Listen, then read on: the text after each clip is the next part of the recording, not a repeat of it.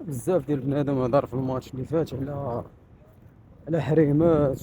بدا كيقول لك هو اللي دار هذاك الفوت ديال البيت كدا. صراحة ما عندها حتى علاقة لا فوت ما جاش من حريمات.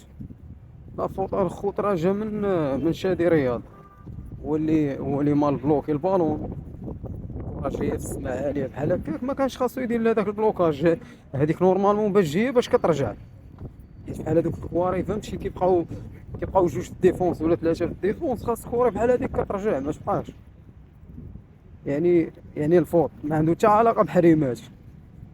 راه العيناوي دار دي فوت في الاول حتى هو في البداية ديال الماتش.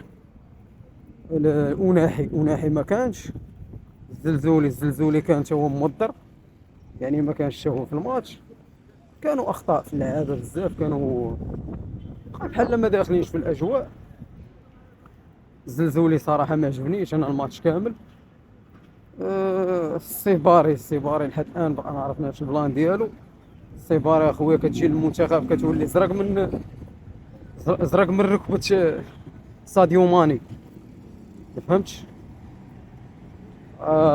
صراحه كاينين شي علامات استفهام في اللاعبين ديال المنتخب صراحه، منهم السيباري لحد الان بقى ما فهمتش البلان ديالو.